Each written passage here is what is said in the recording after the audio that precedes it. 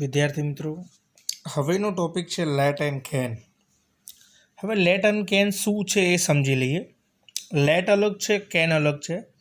આ બંને અંગ્રેજીના ગ્રામરમાં ખૂબ જ ઉપયોગી હેલ્પિંગ વર્બ તરીકે ઉપયોગી છે. લેટ છે એ ટોપિક અને કેન ટોપિક આપણે ડિટેલમાં સમજીશું. સૌ પ્રથમ આપણે લેટની વાત કરીએ.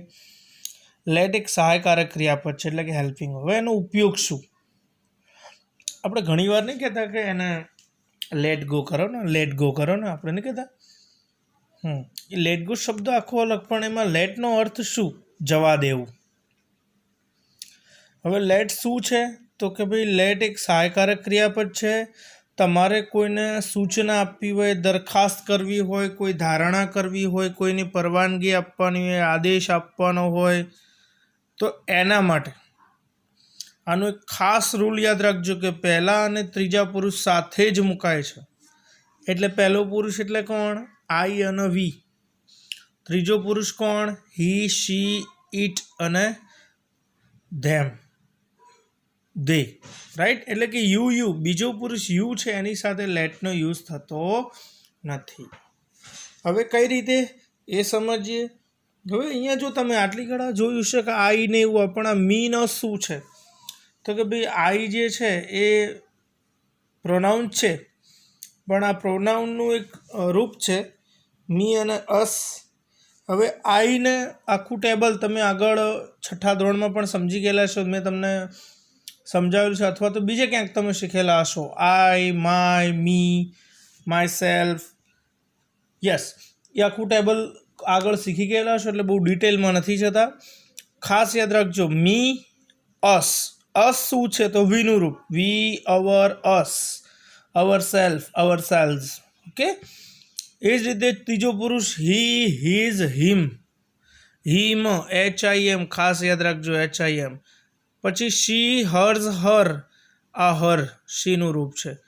પછી ઇટ, IT, ઇટ રહી ગયું છે અહીંયા, IT, ઇટ. ખાસ યાદ રાખજો, ઇટ, ઇટ્સ, ઇટ. તો ઇટ જોડે આવશે. અને ધે, ધેર, ધેમ. આ ધેમ જોડે લેટ આવશે. એટલે લેટ મૂકો તો કોની જોડે? Let me, let us, let him, let her, let it, let them. પહેલા અને ત્રીજા પુરુષ સાથે સૂચના આપવા માટે, કોઈ દરખાસ્ત કરવી હોય, તમારે આદેશ આપવો હોય, કોઈ ધારણા કરવી હોય, પરવાનગી, આહ્વાન કરવું હોય, ત્યારે લેટનો ઉપયોગ થાય છે. જોઈએ હવે લેટ. તો અહીંયા જો લેટ પછી જો મી. ખાસ યાદ રાખો, લેટ પછી પ્રોનાઉન એટલે કે સંબંધો ગ્રુપ જે છે પેલું ઉપરનું મી, અસ કે જે હોય એ જ આવશે. અને પછી હંમેશા મૂળ ક્રિયાપદ આવશે. તો શું વાક્યરચના? કે ભાઈ લેટ પ્લસ સર્વનામ પ્લસ મૂળ ક્રિયાપદ. ખાસ યાદ રાખજો. તો જો લેટ મી ગો, મને, મી એટલે મને, મને જવા દો, મને જવા. તો લેટનો ઉપયોગ શું થયો? કે ભાઈ મને જવા દો. તો એને શું કરી? દરખાસ્ત કરી, પ્લીઝ મને જવા દો ને ભાઈ, પરવાનગી માગવા માટે. લેટ મી પ્લે, મને રમવા દો. લેટ હિમ રન, તેને દોડવા દો, કે ભાઈ એને હેરાન ના કરો, એને દોડવા દો. લેટ હર ડાન્સ, તેણીને નાચવા દો. લેટ ધેમ ડાન્સ, તેઓને નાચવા દો. લેટ ધેમ સિંગ, તેઓને ગાવા દો. લેટ ઇટ ચપાતી, તેઓને ચપાતી રોટી ખાવા દો. લેટ હર સિંગ, તેને ગાવા દો. રાઈટ? જો બહુ સરસ છે. લેટ પછી ખાસ યાદ રાખજો, મી, અસ, હિમ, હર, ઇટ, ધેમ મૂકવાનું, અને પછી મૂળ ક્રિયાપદ. ખાસ એક યાદ રાખજો કે ભાઈ એક લેટ અસ છે ને, એને ટૂંકમાં લેટ્સ લખાશે. શું લખાશે? લેટ્સ. Let us. આ જે અસ છે, લેટ અને અસ ભેગું થાય એટલે શું બનશે? શોર્ટ ફોર્મ એનું લેટ્સ થશે. ઓકે. એક્સરસાઇઝ જોઈએ એટલે થોડી વધારે આઈડિયા આવે. તો અહીંયા જો આપેલું છે, શું કહ્યું છે? જો લેટ ખાલી જગ્યા ડાન્સ. હવે જો ઓપ્શનમાં બે છે, આઈ અને મી. તો મેં પહેલાં જ કીધું હતું કે આઈ છે, વી છે, યુ છે, ધે છે, હી છે, એ નહીં, પણ એનું બીજું રૂપ જે છે પ્રોનાઉન છે. તો આઈ છે એ શું છે?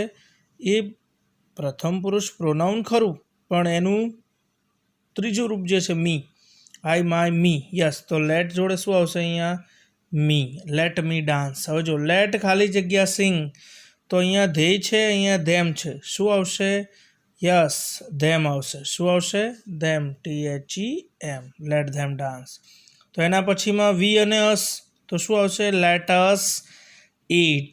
શું આવશે? લેટ અસ ઈટ. હવે જો ખાલી જગ્યા રન. હવે જો અહીંયા શું જોયું હતું? લેટ પછી કર્તાનું રૂપ મીન્સ કે પ્રોનાઉન અને પછી મૂળ ક્રિયાપદ. અહીંયા તો શું ખાલી જગ્યા પછી સીધું ક્રિયાપદ છે. તો હવે અહીંયા આ લેટ છે ને આ લેટસ. યસ, લેટ શું છે? લેટસનું શોર્ટ ફોર્મ છે. તો અહીંયા શું આવશે? લેટ્સ. ખાસ યાદ રાખજો. તો થઈ ગયું આપણો નિયમ પ્રમાણે લેટ પછી અસ. લેટ અસ મૂળ ક્રિયાપદ. હવે જો લેટ મી ખાલી જગ્યા. હવે જો લેટ મી પછી અહીંયા કુક આપેલું છે ને અહીંયા કુકિંગ આપેલું છે. તો શું કરવાનું? આ કુકિંગ ના આવે, ING વાળું, કારણ કે આપણે શું કહેલું છે? Main verb. તો અહીંયા શું આવશે? કુક. Let me Cook. મને રાંધવા દે.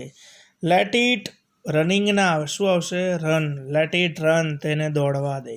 છેલ્લું ખાલી જગ્યા ગો ધેર. જો અહીંયા સીધું મેઇન ક્રિયાપદ આપેલું છે તો અહીંયા શું આવશે? લેટ્સ આવશે કે લેટ? તો લેટ્સ આવશે. લેટ્સ. ઓકે, અહીંયા લેટનો ટોપિક પૂરો. તો તમને આ રીતે બ્લેન્ક આવે લેટની, તો તમને આવડવી જોઈએ. હવેનો ટોપિક આપણો બીજો, આપણે કયો શીખ્યા હતા? લેટ, અને બીજો હતો કેન. યસ, તો હવે કેનની સમજૂતી લઈએ. કેન શું છે? તો કેન એટલે શકવું. હવે શકવું એટલે શું? આપણે એમ કહેતા તું 20 પાણીપુરી ખાઈ શકે? પેલો કે હા હું 20 પાણીપુરી ખાઈ શકું. તું નાચી શકે? હા હું નાચી શકું. તો શકવું, કાર્ય કરવામાં શક્તિમાન હોવું, એનામાં કેપેસિટી હોવી, એનામાં એટલી તાકાત હોવી, શક્યતાઓ હોવી, એવું બતાવવા માટે કેનનો ઉપયોગ થાય છે. શેનો ઉપયોગ થાય છે? કેનનો ઉપયોગ થાય છે. ખાસ યાદ રાખજો, કેન એટલે શકવું. કેન પછી હંમેશા મૂળ ક્રિયાપદ જ મુકાય. જોઈએ એક વાક્ય, રાજ કેન રન ફાસ્ટ. ગુજરાતી શું થશે? રાજ ઝડપથી દોડી શકે છે. જો કેન પછી મૂળ ક્રિયાપદ આવ્યું. હા. Mister Patel can sing song. Mister Patel can sing song. તો શું ગુજરાત? શ્રીમાન પટેલ ગીત ગાઈ શકે છે. આવ્યું શકવું. શકવું. હવે જો અહીંયાથી કેનનું વિરોધી કાંટ, ન કરી શકવું. કનું કાંટ જમ્પ. જો હવે કાંટ શું છે? તો કાંટ જે છે ને એ કેન નોટનું શોર્ટ ફોર્મ છે. કેન નોટને ટૂંકમાં કાંટ લખાય છે. તો શું થશે? કનું કાંટ જમ્પ એટલે કનું કૂદી શકતો નથી. તો ન કરી શકવું. અહીંયા શું હતું? શકવું. તો કેન. ન કરી શકવું તો can not can't. Okay. Divya can not play tabla. Divya tabla વગાડી શકતી નથી. કાંટ. કેન નોટ છે. ઓકે. તો આ કેન એટલે શું ખબર પડી? શકવું, કોઈ પણ કાર્ય કરવામાં શક્તિમાન હોવું તે સમજાવવા માટે કેનનો ઉપયોગ થાય છે. કોઈ કાર્ય કરી શકવામાં શક્તિમાન ન હોવું તો કેન નોટ. ખાસ યાદ રાખજો, કેન નોટને ટૂંકમાં કાંટ લખાય છે. કેન કે કેન નોટ પછી હંમેશા મૂળ ક્રિયાપદ જ મુકાય છે, મેઇન વર્બ મુકાય છે. એટલે ING ન લાગે, ભૂતકાળ ના લાગે. ખાસ યાદ રાખો. જોઈએ થોડા વાક્યો તો વધારે આપણને આઈડિયા આવે. તો કેટલાક વાક્યોને આપણે પ્રશ્નાર્થ વાક્ય બનાવીશું, એનું હકાર બનાવીશું, એનું નકાર બનાવીશું.